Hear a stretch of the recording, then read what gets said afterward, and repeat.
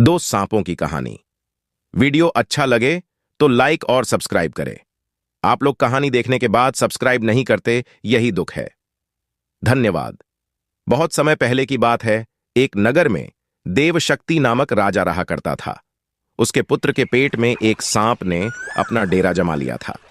पेट में सांप के होने से राजकुमार दिन प्रतिदिन कमजोर होता जा रहा था। यह देख राजा ने कई प्रसिद्ध वैद्य से उसका उपचार कराया, लेकिन राजकुमार के स्वास्थ्य में किसी तरह का सुधार नजर नहीं आ रहा था। राजकुमार के स्वास्थ्य के कारण राजा हमेशा परेशान रहता। यह देखकर एक दिन राजकुमार अपने राज्य से दूर दूसरे राज्य में चला गया और मंदिर में भिखारी की तरह रहने लगा। राजकुमार जिस राज्य में गया था, वहां बलि नामक राजा राज करता था। उसकी दो जवान बेटियां थीं। दोनों रोज सुबह अपने पिता का आशीर्वाद लेने जाती थीं। एक सुबह दोनों में एक बेटी ने राजा को प्रणाम करते हुए कहा, महाराज की जय हो, आपकी कृपा से ही संसार में सब सुखी हैं। वहीं दूसरी बेटी ने कहा, महाराजा, ईश्वर आपको आपके कर्मों का फल दे। यह सुनकर राजा क्रोधित हो जाता है और मंत्रियों को आदेश देता है, कठोर शब्द बोलने वाली इस लड़की की शादी किसी गरीब लड़के के साथ कर दो, ताकि ये अपने कर्मों का फल स्वयं चख ले। राजा के आदेश के चलते मंत्री मंदिर के पास बैठे भिखारी से उसकी शादी कर देते हैं। वह भिखारी वही राजकुमार था जिसके पेट में सांप ने डेरा बना रखा था।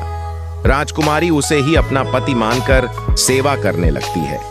कुछ दिन बाद दोनों मंदिर छोड़ देकर दूसरे देश की यात्रा पर निकल जाते हैं, क्योंकि दोनों मंदिर में रहना सही नहीं समझते। सफर के दौरान रास्ते में राजकुमार थक जाता है और एक पेड़ देच के नीचे विश्राम करने लगता है। राजकुमारी पास के गांव से भोजन लाने के लिए चली जाती है।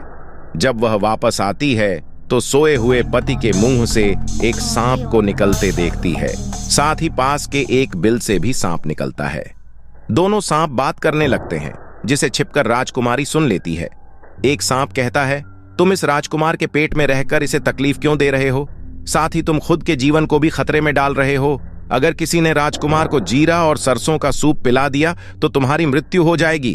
फिर राजकुमार के मुंह से निकला सांप कहता है, तुम इस बिल में रखे सोने के गड्ढों की रक्षा क्यों करते हैं, जो तुम्हारे किसी काम के नहीं हैं?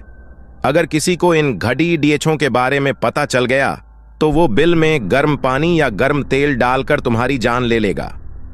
थोड़ी देर बाद दोनों सांप अपनी अपनी जगह वापस चले जाते हैं, लेकिन राजकुमारी दोनों सांपों के रहस्य को जा चुकी थी। इसलिए राजकुमारी पहले राजकुमार को भोजन के साथ जीरा और सरसों का सूप पिला देती है। इसके कुछ समय बाद राजकुमार ठीक होने लगा। फिर उसके बाद बिल में गर्म पानी और तेल डाल देती है, जिससे दूसरे सांप की भी मृत्यु हो जाती है। इसके बाद बिल में रखे सोने से भरे घड़े को बाहर निकालकर दोनों अपने शहर लौट जाते हैं। राजा देवशक्ति अपने बेटे और उसकी पत्नी का धूमधाम से स्वागत करता है। कहानी से सीख।